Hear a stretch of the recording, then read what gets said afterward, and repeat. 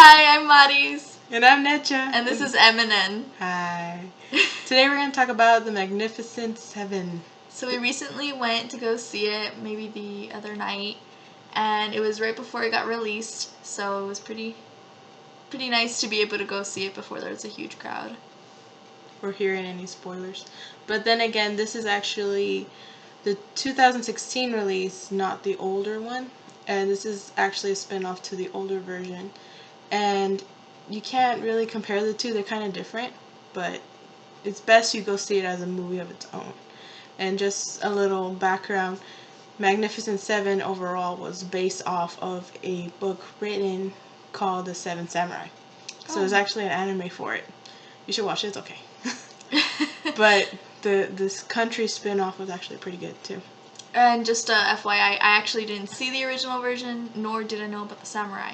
So I actually went to go see it just as a movie itself. And I couldn't help but compare it. So you'll get two different views. People who have seen the original and those who didn't.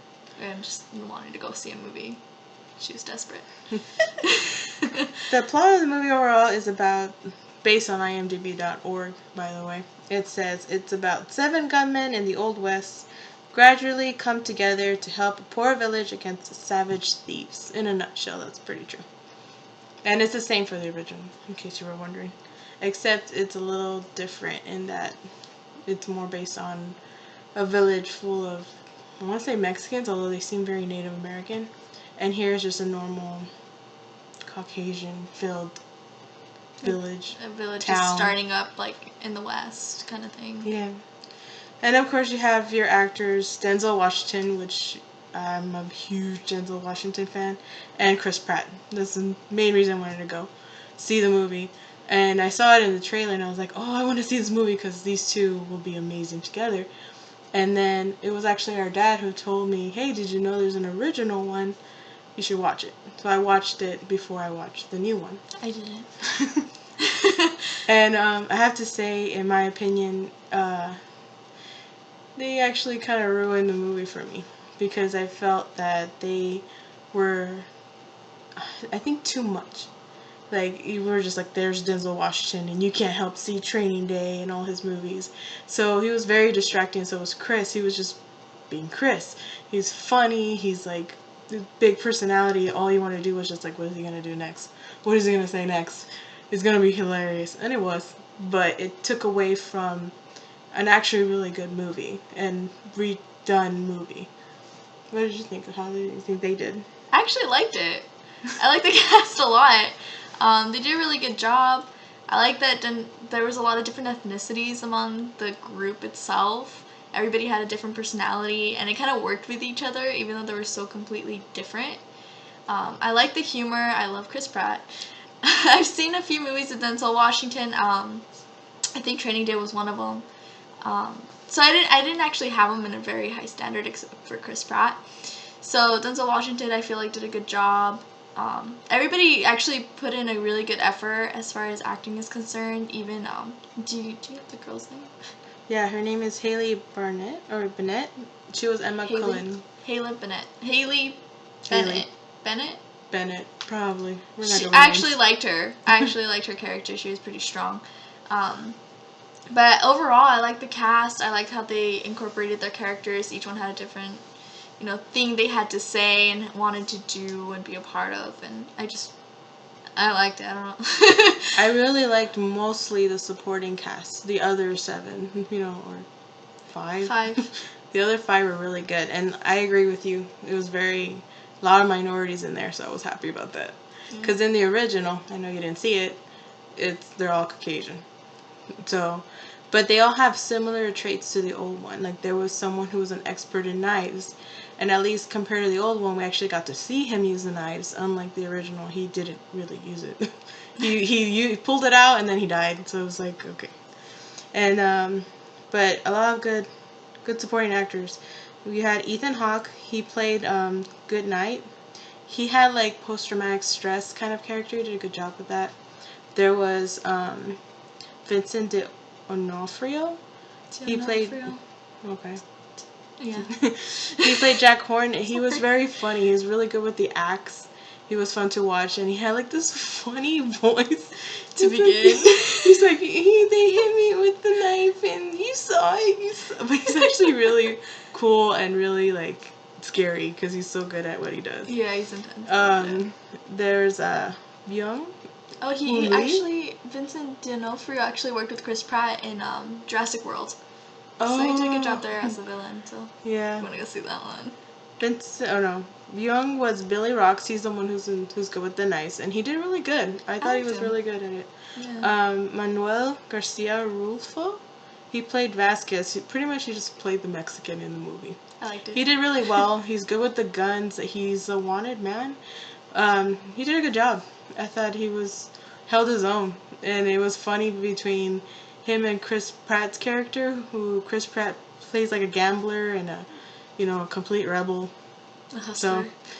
So, their dialogue was really cool. I liked whenever they talked to each other. He wasn't like too Mexican either, so it wasn't like really annoying Mexican. It wasn't like sombrero serapi. No, he was just just poncho. No, you only knew because when he started talking, you're like, okay. He'll throw in a little bit of Spanish. Yeah.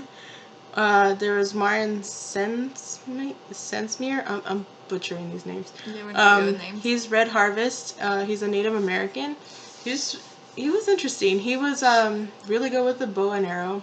So he was always the one they put in high ground to cover, versus the old one they had someone who's just an expert at rifles from above, which would have been Goodnight, Ethan Hawke's character. In the old one, he was the one who was really good with the rifle. And he is good in this one too, but he wasn't considered the one in charge of high ground, like priority. Like that's his, what is terrain. It? Not just terrain, his skill, his main skill. Just kidding. And like I agree with you. Haley was amazing. She did a good job. You weren't like, yeah, she's pretty, but usually when they bring a woman, you're just like, oh, look, there's curves walking over and damsel in distress. No, she was very like, she's a woman, and they noticed that, but she held her own, and they didn't try to hook her up with anyone. I felt like they were going to with Chris Pratt's character, but they didn't, and I was happy about that because I didn't like the whole point was surrounding her and her loss, and for her to just move on would have been bad. So it was really good. I just wanted to go more into detail. So why did I like the supporting cast so much? Usually it's the stars that hold the whole movie, but honestly, you could have replaced Denzel and Chris with anyone. Well, hopefully it's the same casting director, and it would have held its own. That's why I felt like I wish they didn't pick Denzel and Chris, because then they would have been able to focus on the story more, because I liked it a lot. It was a good movie. It turns out the casting director, we have Jo Edna Bolden. She was a casting director for True Grit and No Country for No Men, which makes a lot of sense. So she's had her heels in this kind of industry where it's cowboys, and she's like, I know I got this. I feel like she got the supporting cast because she did so well. Yeah, and I saw True Grit. I didn't see No Country for Old Men, but True Grit, I really, really liked the movie, and I really liked the cast, so I feel like she did hold her own too. She really brought in the right kind of people. And of course, I don't really know who casted who, but I feel like she probably has something to do with it, because the other ones are Lindsey Graham and Mary Vernew. They both were casting directors for Silver Lining, which had Jennifer Lawrence in it. I didn't see that movie. I didn't see it either. I'm not a fan of Jennifer Lawrence. So I was just like, I'm going to give all the credit to Jo Edna. I actually tried watching that movie, and I couldn't get through the first few minutes. That's actually pretty sad, considering it did really well, as far as the movie. So, yeah. If you want to see it, go see it. And, feel free to comment if you like it. And then we also found out, obviously the director is Antoine Fuqua. I believe that's how you say it. He was a director of Training Day and Equalizer, which made me go, oh, no wonder Denzel Washington was in it. And we both just have different opinions on this. I really don't like it when a director keeps using the same actor. It's like Tim Burton with Johnny Depp. It's like, okay, I know you like him, get someone else. But I like it. I like when a director uses a specific actor or actress, because they know that they can get the job done. They know that they're gonna do well, and I mean, I love all of Tim Burton's movies anyway, so don't ask me that. I was just like, I like Denzel Washington, but it's just like, that's why you picked him, because it could have been anyone else. It didn't have to be Denzel Washington. But, And, what else did we see? I liked the costumes. Sometimes it was kind of a little too modern, and I liked them because it was modern, but it didn't quite fit. And I'm like, I don't know, it's like a hate-love relationship. Turns out the costume designer was Sharon Davis.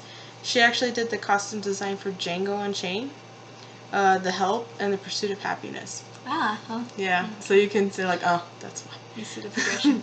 But it wasn't too bad. I mean, it wasn't distracting. It was distracting to me because I like nice clothes. I don't wear nice clothes, but like I should. But I like looking at them. Yeah, I like the costumes actually. Kind of worked with the time period they were going for, which also leads into the location. I mean, they did most of the filming in New Mexico, right? Yeah, it was in New Mexico. So it was really good. I mean, if you've seen Cowboys vs. Aliens, Which you should. Which is amazing. I love it. The location is everything.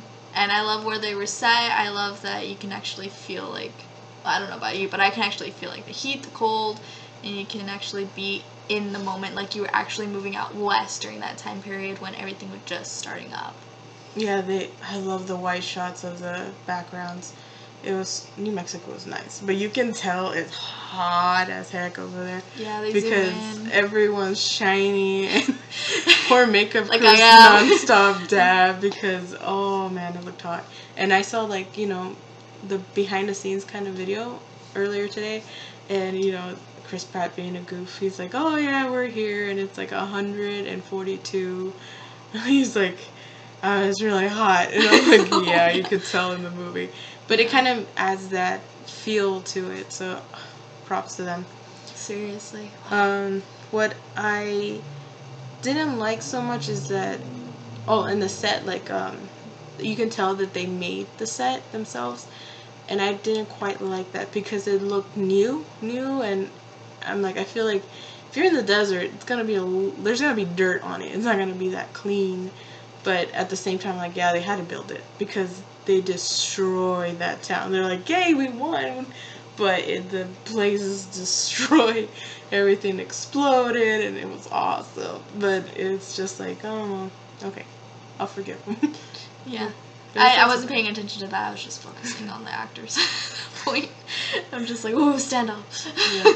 That's what I like. I love anything to do with the action. The action was amazing. They have, like, a moment where they try to intimidate those police officers that are with the bad guy side and totally wreck them.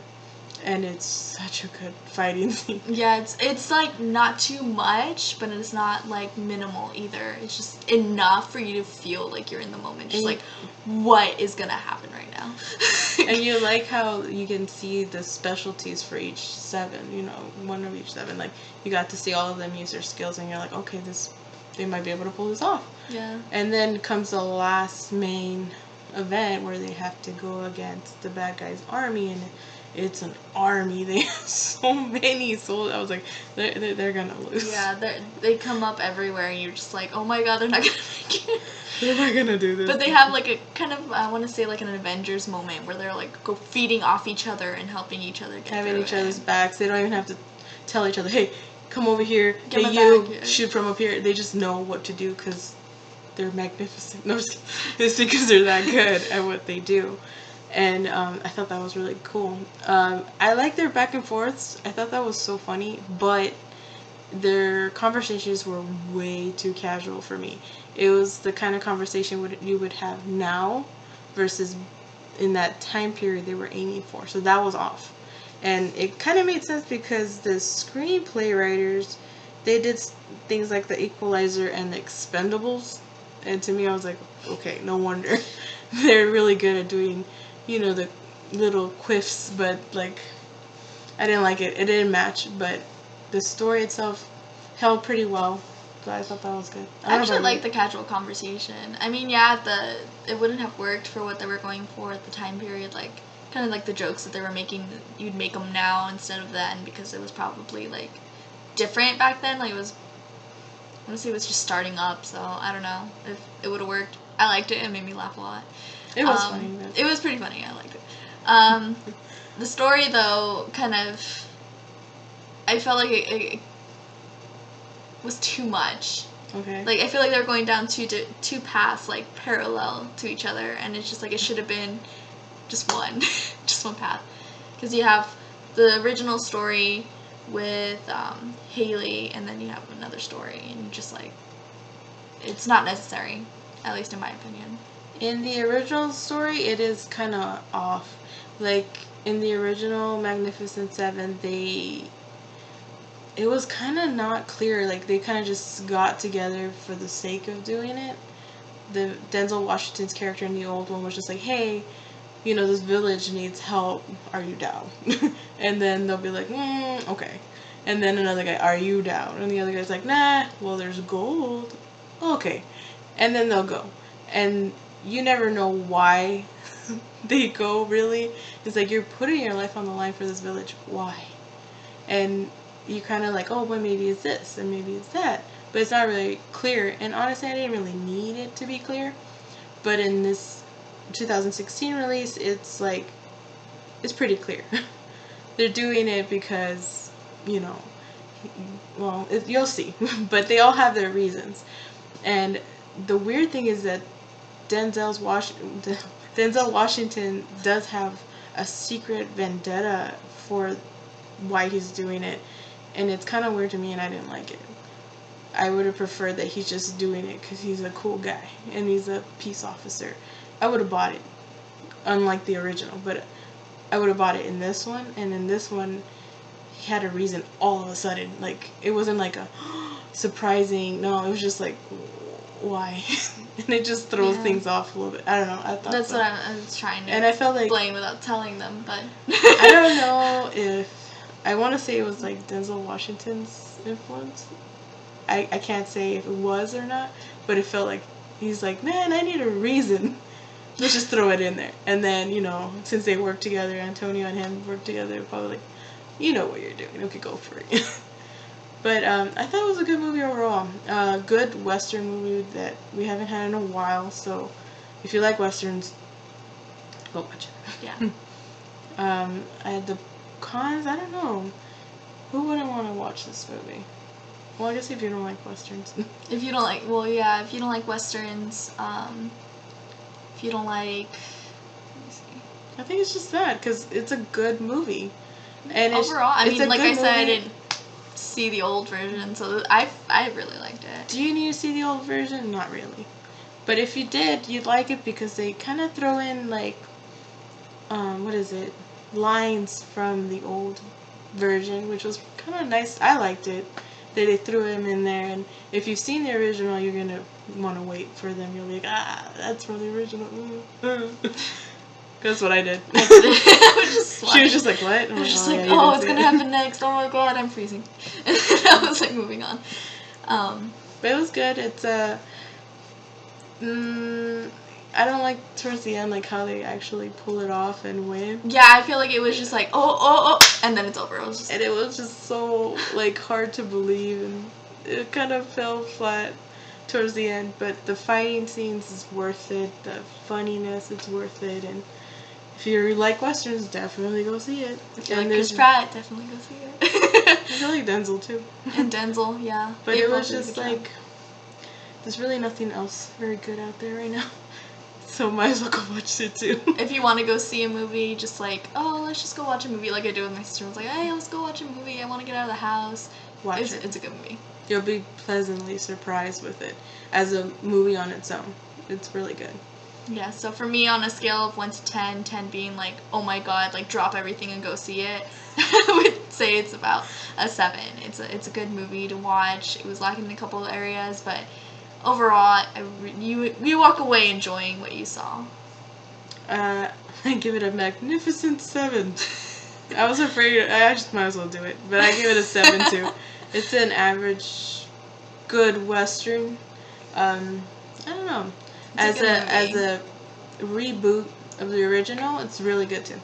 Yeah, and we kind of talked to her boyfriend because he went with us. And he kind of says that if you wanted to compare the two, if you were to compare it from one to the other, he would give this one about a 6 if you wanted to. And that's a Put him man's 1-1. perspective. I don't know if that matters. Yeah, well, I was like drooling over Chris Pratt, so I guess it does matter. But definitely go see the movie. We'd highly suggest you do it. Leave any comments if you want us to see any other movies that are out right now, or maybe even an old movie that you want us to critique also that other people are always telling you to go see. Yeah. You know, let us know. We'll see if we could do it. And hopefully you enjoy our video. We did a little bit better this time I than hope. the last time. We did more research. We have more names for you.